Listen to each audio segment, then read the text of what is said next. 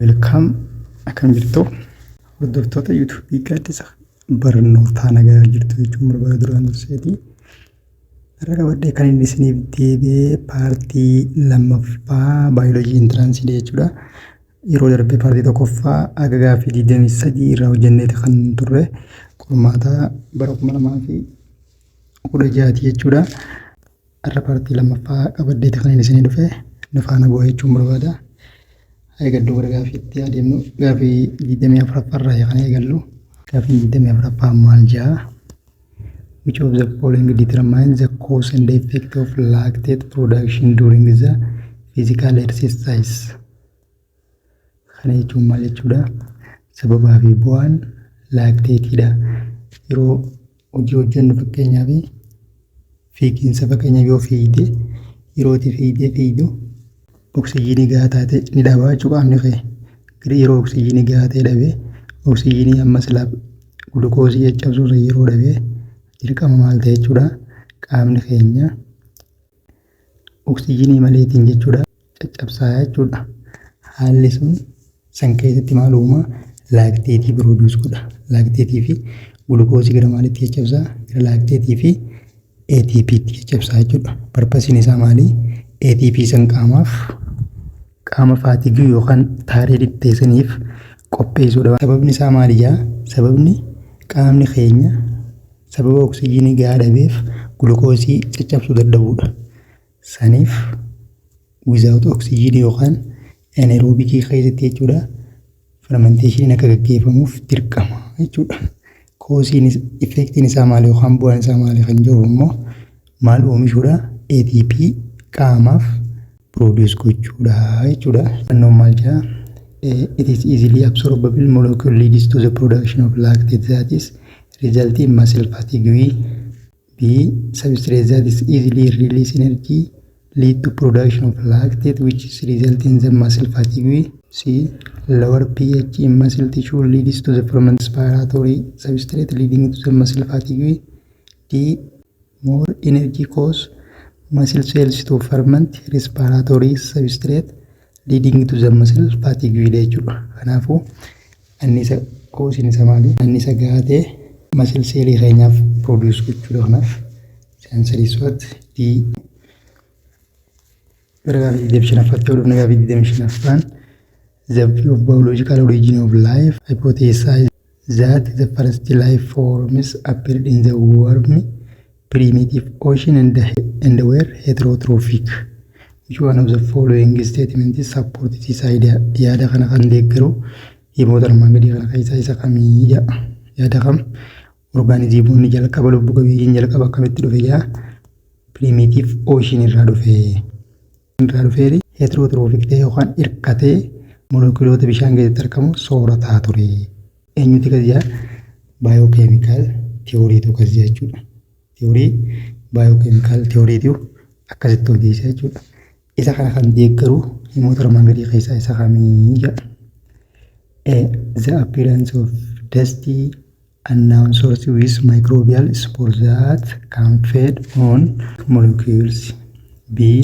Life is inherent property of the universe which permit unlimited existence through the usage of resource. C. The formation of abundant organic molecules due to the radiation and the absence of oxygen lead to the primitive living organism. D. Resistant spores from meteoroids reached to the earth and used organic molecule to survive in the environment. Asirraa waan nuti beekuu qabnu maali? Evidiin tiyoorii akkamiiti? Lubbu qabeeyyiin ispees irraa dhufe yookaan yuunivarsiitii keessaa gad dhufee warra joosan jechuudha. Isiin evidii irra jirtu tabbii irra jirtu immoo biintuun life spontaneousdha. Akkas jechuun maal jechuudha? Lubbu qabeeyyiin wantoota lubbuu hin qabne irraa dhufte fayyaddu san jechuudha. Garuu immoo specific gootee haala isiin itti dhufte hin ibsitu. Tabarra jirtu tun tasiirra jirtu garuu akkaataa inni itti dhufees ni ibsiti jechuudha. Due to the what? Due to the radiation and it is absence of oxygen. Oxygen fakkeenyaaf adeemsa keessa develop ta'aa dhufe malee yeroo jalqabaa san oxygen hin jiru. Siitan ta'a jechuudha deebiin adda baaseetii jechuudha. Akkaataa inni itti dhufes mala raadiyeeshiniitiin iyyee dhufee kan adda baasee sii kanaa jechuudha. Gaaffii 26 yoo jennu gaaffii 26 maal jedha? Which statement shows the correct comparison between the Lamarck's and the Darwin theory of evolution? Theory Lamarck's fi Darwin wal bira qabnee yoo ilaalle himni sirrii ta'e isa kamii jedha. A. Darwin recognized the origin of species ways through mutation, while Lamarck believed it was through effect of environment. B. Lamarck believed in the development of new traits due to the variation, while Darwin believed in their occurrence due to the use and disuse of organ. C. Lamarck believed the gradual occurrence of change, while Darwin believed the immediate change of species. D. Darwin claimed that variation is heritable, while Lamarck considered what variation is acquired through traits. Deebiin isaa maal ta'e jechuudha? Diita. Akkam jee variation sababa maaliitiin dhufa jee Darwin sababa heritabilidha yookaan dhaalamaa dhufa. Garuu Lamarck akkam jee variation sababni inni dhufuuf sababa traitiitiin argataa deemaa jee variationiin. Variationiin kun maal irraa dhufa jaa? Inheritidha ni dhaalamaa jaa. Garuu Lamarck kam jaa variationiin sababa maaliitiin dhufa jaa? Inheritance of acquired traitidha. Yaadota isaanii kana teorii isaanii lamaan kana sirriitti adda baasuu qabdi. Use and disuse theory eenyuti? Lamarck. Variancein san maal ta'a? Acquired traitidha kan jedhe yookaan environmental changeidhaan jijjiiramaa dhufaa kan jedhe kan Lamarck jechuudha. Kanaaf deebiin maal ta'e jechuudha? Lamarck maal jaa? Variationiin sababa acquired traitiitiin dhufa kan jedhu kana sirriidha. Gara gaaffii 27tti yoo dabarre gaaffii 27 maal jaa? About the control mechanism of bacterial reproduction by conjugation. A. The recipient bacteria use their pili to pull the donor during the plasmic transfer. B. Many plasmids are produced due to separate bacterial DNA into two equal parts. C. Bacterial take up genetic material of dead organisms and integrate into their DNA.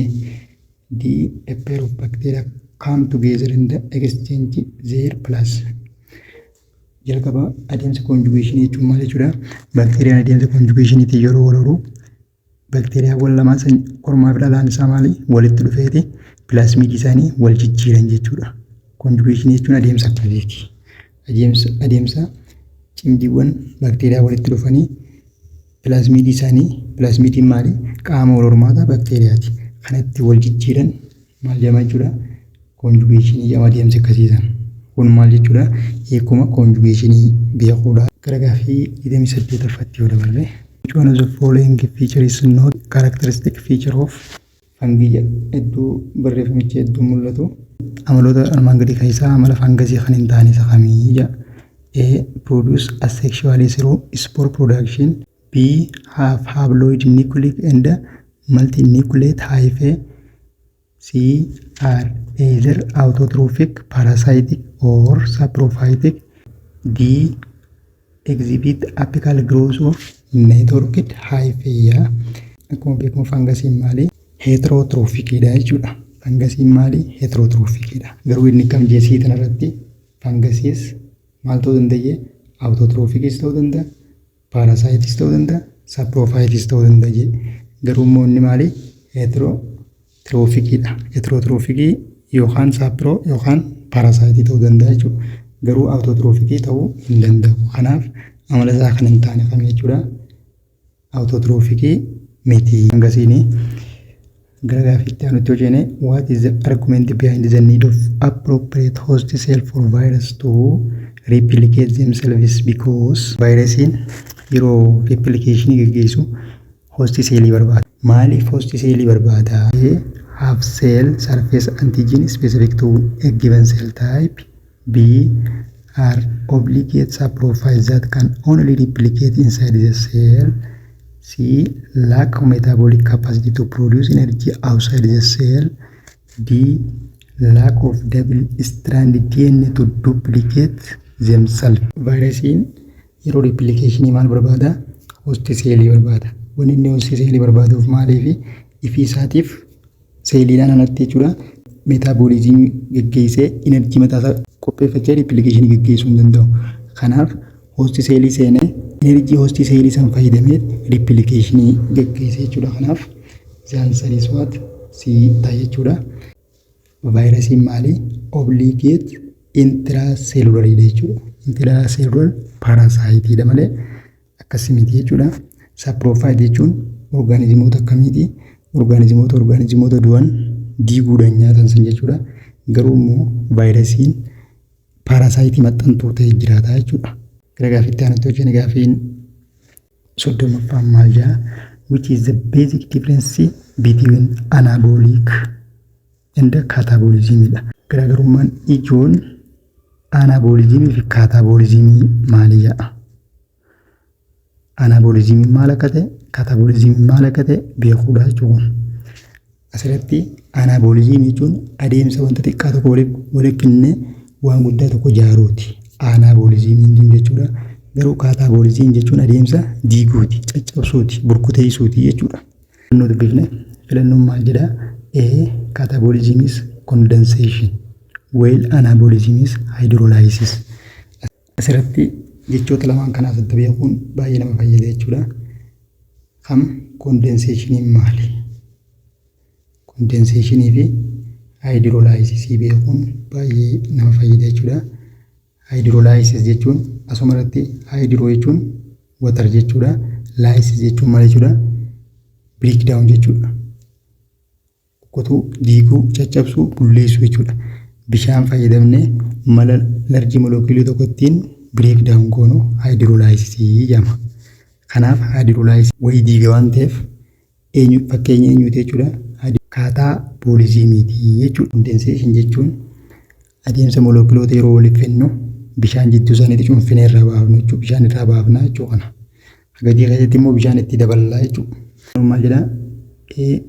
Catabolism is condensation, while anabolism is hydrolysis. B. Anabolism is related to the respiration, while catabolism is photosynthesis. C. Anabolism is energy absorbing, while catabolism is energy released. D. Catabolism is constructive, while anabolism is destructive. Maal jennee anabolism adeemsa waa ijaaruuti. Inni garuu destructive jee sirrii miti daanii. Anabolism is energy absorbing. Anabolism kan godhu energy kuusee ta'an jechuudha. Energy ne kuusa sirriidha. Catabolism garuu energy release godha. Yes, catabolism adeemsa diiguuti jennee jirra. Fakkeenyaaf glycogen gara gulukoosiifaatti yookaan gara enerjiitti diiguun sammaan fakkeenya maaliiti jechuudha? Catabolism energy produce godha jechuudha. Catabolism aanaan garuu energy maal godha? Store godha. Kanaaf sensoriis si ta'a jechuudha. Qawlee keessattis bii keessatti amma fakkeenyaaf anabolizimiin respiration jedha. Anabolizimiin adeemsa ijaaruuti jennee respiration garuu adeemsa gulukoosiifaa gara enerjiitti caccabsuuti. Kanaaf faallaa godhe jechuudha. Dheerattis kam jee catabolism is condensation jedhe. Catabolisimiin maaleen adeemsa waa diiguutiin condensationiin garuu fakkeenya eenyuuti jennee anabolizimiiti. Gaaffii itti aanutti hojii gaaffiin 31ffaan maal jedha? What is the main function of dermis? Faayidaan ijoon dermisii maali? Baqaanni gogaan namaa kun jechuudha. Baqaana sadii qaba. Isaanis outer irraa gara interiitti yoo deemnu daa fi dha. Kana maal jettee qabachuu dandeessa? Fakkeenya namni tokko qormaata tokko waliin fattanamtanii baatanii gaaffiin 20ffaan sun maal taati yoo isin jee dha ta'an jechuudha. Dha jettee orderiidhaan akka qabattaa jechuudha. Dha gaaffiin san. Maal bakka bu'aa? Epidermisiidha. Daan maal bakka bu'aa? Dermisii bakka bu'aa. Echiin maal bakka bu'aa? Hypodermisii bakka bu'aa jechuudha. Innermostiin eenyu? The innermost is hypodermis yoo ta'u, outermostiin garuu maali? Epidermisiidha. Amma kana keessa baqana kam nu gaafate? Dermisii yookaan middle layerii kana nu gaafate jechuudha. Faayidaan middle layerii kana yookaan dermisii maali jedha? Prevent the entry of the pathogen, production of skin pigment, synthesis of hair and nail products. D. Temperature regulation in homeostasis jechuudha. Adeemsa homeostasis keessatti temperature regulate kan godhu, temperature qaama namaa regulate ta'u kan godhu eenyu jechuudha? Dermisiidha. Epidermisiin maali? Paatoojiinii yookaan wantoonni dhukkubaaf sababa ta'an qaama keenya injekte kan goone protect godha jechuudha. Akkasumas inni kun epidermisiin kun maal qabaa? Meelaanin pigmentii kalarii qaama namaa sana eegu maal jechuudha? Epidermisiidha. Garuu hypodermisiin maali? Kuusaa annisaati. Maal waan qabuufi adipose tissue baay'inaan of keessaa qaba. Faayidaan adipose tissue qabaachuu isaa maali? Akka inni ta'u godhee akka inni energy store gochuu danda'u isa taasisa jechuudha. Gaaffitti aanutti hojjenne. Gaaffiin 32ffaan immoo diyaagiraamii lamaan gadii irratti hundaa'uudhaan deebifta. Ija jechuudha. Caasaan kun caasaa ijaati. Kutaa ijaa kana keessaa W kan bakka bu'ee isa kamii jedha. Inni xiqqaan asiin akkanatti leensittichi tuqee taa'u kun jechuudha. Maal jedhama? Kutaan ijaa san jechuudha. Aayirisiidha jechuudha. Maal jedhama? Aayiris jedhama jechuudha. Fakkeenyaaf diyaagiraamii isaaniitti yoo isin agarsiise fankishinii isaaniitis sirriitti beekuu qabdu. Bara kana aayirisii gaafatee bara biraa waan biraa gaafatuu danda'a. Fakkeenyaaf iddoon inni nu barsiisan iddoo tanaan godhe malee roolii kanaan godhe malee isii tanaa jechuudha. Isin tun aayiris jedhamti jechuudha. Bara kana immoo kabiraa jijjiiree nu gaafachuu danda'a waan ta'eef caasaalee ijootaan beekuun gaariidha. Akkasumas faankishinii isaaniitis beekuun baay'ee barbaachisaa jechuudha. Gara gaaffii 33ffaatti yoo dabarre gaaffii 33ffaan maal jedha? Zammaan man observed elementary school students spinning around and realized none of them could properly walk upright after sudden interruption of spinning. Which of the following is correct reason for this condition? Kun akkam jedha barataan tokko maal godhe ni naannee jechuudha. Akkana rooteettee san booda yeroo rooteettee dhaabbatu booda upright yookaan diriiree dhaabbachuu dadhabee jedha. Diriiree dhaabbachuu dadhabe. Sababni conditionii kanaa maali? Akka inni dhaabbachuu hin dandeenye kan isa godhe maaliifi? Maaltu kan isa godhe jedha? A. Sensory cells were unable to detect stimulus after spinning was quieted. B. The fluid in the semicircular canal stopped immediately when body stopped spinning. C. The fluid in the semicircular canal kept moving after spinning was interrupted. D. The nerve impulse was transmitted after the spinning was stopped. Amma asirratti yeroo inni rotate ta'u san riidii keessa semicircular canal jira jechuudha. Semicircular canaliin if keessaa maal qabaa? Fluidiidhaan kan guutamedha. Fluidiin kun akkam godhaa? Yeroo namni fakkeenyaaf yeroo inni spin ta'u san yookaan naanna'u san maal godhaa? Akkana faana naanna'aa jechuudha. Akkana naanna'aa deemaa jechuudha.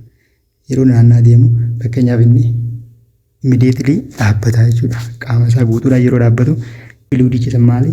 Battala sanatti dhaabbachuu hin danda'u. Kallattuun sanis rooteettaa jechuudha. Fakkeenyaaf kan namni rooteettee akkasii maraamartoodhaa ta'ee beekuu yoo jiraate akka waan maraamartoodhaatu jirtu si fakkaatti jechuudha. Yeroo dhaabbattee maaltu akkasii godhaa? Semicircular canalii saniitu yookaan fluidii semicircular canalii keessa jiru saniitu maal ta'a? Rooteet ta'u jira jechuudha. Akkuma dhaabbatteen battala sanatti hin dhaabbatu. Akka fakkeenya maaliitu hordofa jechuudha? Ineershaan beektu fiiziksii keessatti fakkeenyaaf ineershaan akkami? Wanti socho'aa jiru tokko sochaatuma haatti fufuu jedha. Akkan dhaabbanne jedha. Wanti immoo boqonnarra jiru tokko akkan sochoone jedha. Jaansaleessumat siita. Gaaffii nutti hojjenne. 34ffaan maal jedha? Which of the following is correct description of hormone? They are chemical messenger that gaaffilee kana kanaa mul'achuu dideetiin irra deebi'ee rewrite godhe. Kan inni armaan gadii keessaa description yookaan ibsa hormoonii isa sirrii hatee kami? Hormooniin maali? They are chemical messenger that A. regulate many physiological process. B. transmit message faster than nervous system. C. target only the site of secretion. D. they are produced in gland that contain duct. Hormooniin maali? Hormooniin xannacha endocrineetiin kan oomishamudha. Xannachi endocrine maali? Daktileesiidha. Ujumoon qabu jechuudha. Kanaaf hormoononni kamiin madda jechuudha? Kallattumaan gara ujumoo dhiigatti sikreetta. Maaliif? Daktii waan hin qabneef. Dhaamsa narvaa warra saffisaan deema sirrii miti jechuudha. Dhaamsa narvaatu isa caalaa jechuudha saffisaanii. Kanaaf hormooniin maal to'ata jechuudha?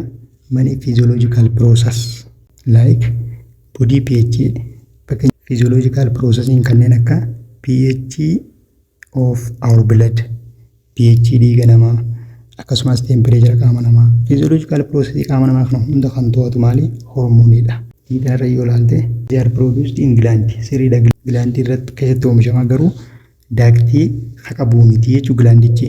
Daaktii 35ffatti yoo jennu immoo homeostasis is the mechanism of homeostasis maali? Homeostasis jechuun adeemsa maaliiti? Mechanismii internally body kana jechuudha. Keessoo qaama namaa kana baalaansii akka ta'u godhu jechuudha. Kunis fakkeenyaaf temperature qaama namaa digirii 37 irra akka turu akkasumas pHiiwwan garaagaraa homeostasis is the broader than hormoonidha jechuudha. Homeostasisin adeemsa tooftaa garaagaraa fayyadamuudhaan qaama namaa kana keessatti physiological processing garaagaraa baalaansii akka ta'u kan taasisudha jechuudha. Eessa godha jechuudha? Internally godha, not external. Gaaffii 36ffaan maal jedha? Which of the following is true concerning evidence of evolution? Waa'ee ragaa evolution ilaalchisee himni sirrii ta'e kamii jedha? A. Organism which live in the same area have similar evolution history. B. Organisms which have slight genetic relationship show similar behavior. C. Species that are closely related share the most similar DNA sequence. D. Species that live in the same geographic area have the same genetic. The answer is what? C jechuudha. Akkuma closely related share qaban jechuudha. Firummaa walitti siitu qabaniin sequencein DNA isaanii baay'ee similaridha jechuudha. Walitti wal fakkaataa deema jechuudha. Garaagaafii nuti hojii gaafiin garaagaafii 37ffaatti yoo dhufne 37ffaan maal jedha? In the fox population. Fox is thicker for survived in bitter in cold climate compared to those with thinner food. However, fox with thinner survived in climate yoo ta'e, what type of natural selection is described in this scenario? Haala kana keessatti gosoota selection san keessaa kamtu ibsame? A. Stabilizing selection. B. Diversifying selection. C. Disruptive selection. D. Directional selection dha. Kun extremity lameen irra qabaachuudha. Disruptive selection jechuun adeemsa selection natural selection akkamiiti? Cold fakkeenyaaf cold yoo jenneen asiin hot yoo jenneen extremity yamti the hottest and the coldest jechuun extremity lamaan kana jechuudha. Kaan ammoo intermediate fakkeenyaaf kan intermediate asirra hin jiru malee intermediate isin qabaa jechuudha. Kana keessaa diversifying diversity akkuma maqaan isaatu ibsu diverse natural selection idduma hunda jiraata jechuudha. Bakka hundatti addaatti ta'uu danda'a jechuudha. Garuu immoo disruptive selection extremity wal lameen irra intermediate caalaa extremity lameen kana filataa jechuudha. Lower fi upper kana filata. Kanaafuu cold fi hot keessatti survive ta'uu danda'a. Extremity irra deemaa jechuudha.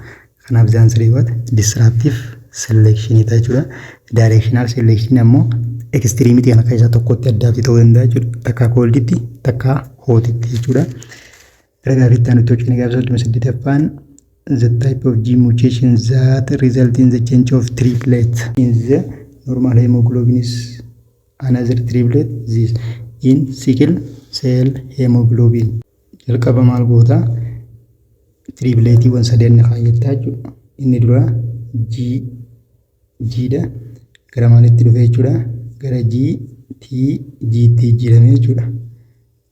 Een kun maal ta'e jechuudha? Gara TT jedhamee jechuudha.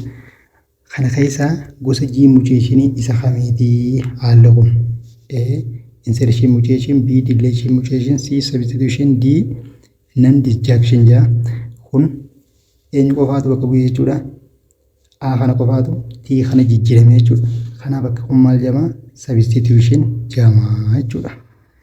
Insertion mutation yoo ta'e itti dabalamaa jechuudha.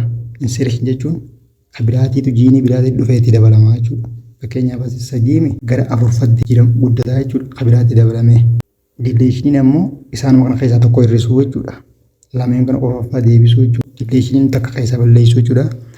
Non-disjunction jechuun ammoo kun yeroo kiroomoozoomiin adda qoodamu irra uumamu jechuudha. Itti aanutti hojjennee 39 maal jedha? In human evolution brain size increasing over the course of evolution, which alternative contains hominid arranged in the increasing order of brain size.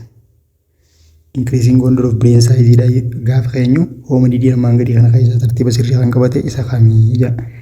An Homo erectus, Homo habilis, Homo neanderthalis, Homo sapiens, Homo neanderthalis, Homo erectus, Homo habilis, Homo sapiens.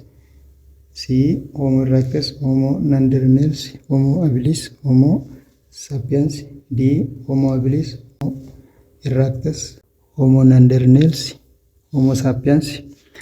Isa duraatirra gara keenya kanatti yoo soofne jechuudha. Akkamitti qabattu jechuudha. Kana siistama tokkoon isin himaa. Orderii kana tartiiba sirriitiin qabachuudhaaf akkaataa increasing order of maaliitiin jechuudha.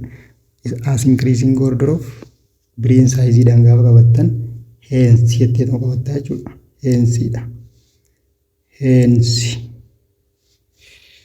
Heen jechuun amma fakkeenyaaf handaaqoo ishee dhaltuudhaani. Homoon isaan hundaafuu koomanidha waan ta'eef H maal bakka bu'a? Habilis bakka bu'a. M maal bakka bu'a? Erectus bakka bu'a. N maal bakka bu'a? Neanderthalis bakka bu'a. S maal bakka bu'a? Sapiensidha. Kanaaf deebiin isaa maal ta'e jechuudha? Habilis, Homo habilis, Erectus, Neanderthalis. Kanaaf zaansiris D ta'e jechuudha. Heensi itti qabachuu ni dandeessa. Gaafii 40ffaatti yoo dabarre which one of the following statements correctly explains the genetic drift? It is the change in allele frequency due to a non-random mating individual in population. B. Independent assortment of chromosome. C. Chance based on sampling error. D. Relocation of species into other area. Kun gabaabumatti maal ta'e jechuudha? Chance based on sample error jechuudha. Genetic drift jechuun adeemsa akka carraa jechuudha. Allelleen jijjiiramaa deemuu jechuudha. Genetic driftiin san sababa maaliitiif dhufa jechuudha? Sampling error irraa. Sababa samplingiin fakkeenyaaf jiiniin haadhaa ta'us abbaa ta'us isiin san error yoo qabaatte randomly maal ta'uu dhufuu danda'a jechuudha. Genetic driftiin ilmaan isaanii keessatti dhufuu danda'a jechuudha. Gaafii itti aanutti yoo ceene gaafiin itti aanu gaafii 40ffaadha. Which one among the following processes occur during the light independent phase of photosynthesis? Light independent jechuudha. Photosynthesis adeemsa lama qaba. Kan ifarratti hundaa'uu fi kan dukkanaa kan jedhamu jechuudha. Excitation of electron from chlorophyll molecule maali light dependent dha. B ammoo cyclic photophosphorylation of ADP in the thylakoid kunis maali light dependent dha. C. Splitting of water molecule into the component kunis akkasuma. D. Reduction of Strauss molecule by hydrogen from NAD pH dha jechuudha. Kanaaf the answer is what? D ta'e jechuudha. Light independent phase of photosynthesis. Energy light dependent oomishisan fayyadamuudhaan reduce godha jechuudha inni. 3-glycerate phosphate gara maalitti reduce godha? Gara Strauss molecule kanatti reduce godha.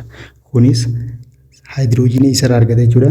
NAD pH irraa fudhata. NAD pH kana eenyutu oomishe? Light dependent oomishe jechuudha. Fakkeenyaaf 3-glycerate phosphate gara maalitti reduce godha jechuudha? Gara Strauss phosphate reduce.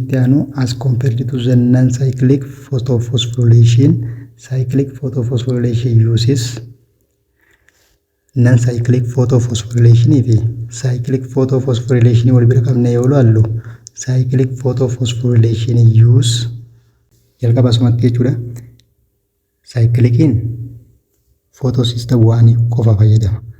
Garuu immoo non-cyclicin photosystem 1 fi toosni qaba jechuudha. A. Photosystem 1 to produce ATP and reduce NAD in the stroma. B. Photosystem 1 as the last electron acceptor. C. Hydrolysis of water to replace electron lost from photosystem 2. D. Photosystem 2 as the first electron donor to NADP. Electron acceptor in jechuudha. Photosystem 1. Fakkeenyaaf non-cyclic photophosphorylation photosystem lameenuu ni qaba. Electron elektiroonii eessarraa argata jechuudha. Bishaan ispiliit gochuudhaan achirraa argata haayidroojinii eenyu nan saayikilikiin. Garuu immoo bakka kana saayikilikiin eessarraa argata jechuudha. Naad pH adeemsa nan saayikilikii keessatti oomishame kanarraa argata jechuudha. Gara saayikilikiitti yoo dhufne immoo saayikilikiin maali? Only photosystem waanii qabaa jechuudha. Kanaaf zaansariis B ta'e jechuudha. Gara gaafiitti aanutti hojjenne gaafii 43ffaan maalidha? Which one of the following chemical reaction summarize the process of photosynthesis? Walnyaatinsa keemikaala armaan gadii keessaa summarization adeemsa photosynthesis kan ta'e isa kamiyya? Jalqaba adeemsa photosynthesis maali? Adeemsa ifa fayyadamuudhaan kaarboon daayoksayidii fi bishaan wal nyaatanii biqiloonni jechuudha. Ifa aduu fayyadamuudhaan ittiin soorata ta'anii qopheeffatan. Zaansariis D jechuudha. Adeemsa kaarboon daayoksayidii fi bishaan wal nyaatanii gulukoosii fi oksijiinii kannanidha jechuudha. Garuu summarization isaa kan walii galaan malee bishaanis produce ni godha. Asirratti wanti isin beekuu qabdan asitti bishaan molekiilii 2 asitti bishaan 6 jechuudha. Bishaan niis ni oomisha niis ni fayyadama jechuudha. Adeemsi photosynthesis summarization isaa jechuudha. Gaafii 44ffaa which one of the following statements properly describes the structure of ATP? Caasaa ATP ilaalchisee himni sirrii ta'e isa kamiyya? A. 2 adenine bases attached to hexose sugar and 3 phosphate group. B. 1 adenine base attached to the pentose sugar and 3 phosphate group. C. 2 adenine base attached to deoxyribose sugar and 2 phosphate group. D. 1 adenine base attached to the ribose sugar and 2 phosphate group. Jechuun ATP yoo maal jechuudha? ATP jechuun adenine triphosphate jechuudha. Triphosphate akkana jechuun phosphate 3 fi adenine 1 ta'uu maqummaan isiituu ni ibsaa jechuudha. Garuu suugariin isiiniif keessaa qabdu maal jedhamti? Ribose suugariidha. Ribosiin gosa suugarii keessaa kamii? Pentoosiidha jechuudha. Pentoosii jechuun abbaa kaarboonii 5ti.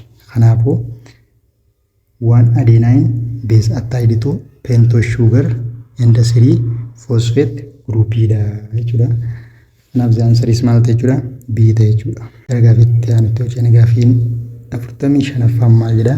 Which of the following description about the glycolysis is correct? Glycolysisiin adeemsa bakka oksijiiniin hin jirretti gulukoosii gara maalitti caccabsuudha? Gara paayiruveetitti caccabsuuti jechuudha. Filannoon maal jedha? A. That produce net for ATP through substrate level phosphorylation. B. Of producing acetyl CoA from pyruvate by releasing carbon dioxide. C. Of breaking down glucose molecule 2 into 2-pyruvate. D. That is takes place in cytosol or cytoplasm with high demand of oxygen. Diin tun maali? Diitan hanga kanaas sirrii soba godhaa jechuudha. Sirriidha cytosol yookaan cytoplasm keessatti gaggeeffamu glycolysisiin garuu without oxygenidha. Inni immoo sitti maal jenni? Oxygenii fayyadama jedhe. Kanaaf inni sirriin eenyu jechuudha? Maaliifi glycolysisii jechuun adeemsa gulukoosiin gara paayiruveetii lamatti adda caccabuu jechuudha. Without oxygenidha jechuudha. Gaafii 46ffatti wala barraa 46ffaan maal jedha? Which one of the following is the main function of Bowman's capsule? Dalagaan ijoon Bowman's capsule. Bowman's capsule caasaa neefroonii keessaa isa tokko. Caasaa neefroonii keessaa isa tokko ta'ee neefrooniin maali? Unitii ijoo kaleeti jechuudha. The functional unit of kidney maali? Neefrooniidha. Neefroonii saniitu maali? Bowman's capsule qaba. Bowman's capsulein bakka jalqaba fincaan itti oomishamuu eegaluudha. Akkasumas bakka dhiigni itti calalamuudha. Bakka dhangala'oowwan qaama namaa kun baay'een isaanii kan faayidaa qabaniif hin qabnetti addatti ba'an itti calalamanidha jechuudha. Eenyu? Bowman's capsulein jechuudha. Kanaafuu A. Prevent backflow of urine. B. Mineral reabsorption. C. Ultrafiltration of blood. D. Water presentation. The answer is what? Blood filtration jechuudha. Gaafii 47ffaan akkam jedha? What is the justification for feeling warm while sweating is low in sweating is low? much. In very humid condition, a closure of the glands in the epidermal layer of the skin, B, the lower rate of evaporation of water from the skin surface, C, an increase in metabolism rate as temperature is increased, D, unequal distribution of ions on the membrane of cell. Akkana jechuun maal jechuudha? Fakkeenyaaf fiigee jedhee yeroo dhaabbate jechuudha. Dhaabbatee haa jennu yeroo dhaabbatee silaa aara baafataa jiru kanatti yookaan qilleensa fudhataa yookaan aara galfataa jiru kanatti maalta namni kuni urkaan baay'een irraa hurkaa jechuudha. Koondishiniin amma silaa keessa jiru humidii keessa jira jechuudha. Bishaan akkanatti irraa xiixaa jechuudha. Urkaan irraa xiixaa kun maal mul'isa? Evaporeeshiniin duraan jiru san gabbuudha mul'isa. Osoo evaporeeshiniin itti ol ka'eeti maal ta'e jechuudha? Urkaan isa irratti mul'atu. Maaliif bifa urkaatiin evaporeettee gara samiitti darba waan ta'eef evaporeeshiniin gabbuun maal godha jechuudha? Wanti duraan urkaa deemu kun gara dhangala'ootti akka deebi'ee irratti yookaan fuula isaa irratti mul'atu taasisa yookaan qaama isaa yookaan gogaa irratti akka mul'atu taasisa jechuudha. Evaporeeshiniin reetiin isaa gabbu'ee jechuudha.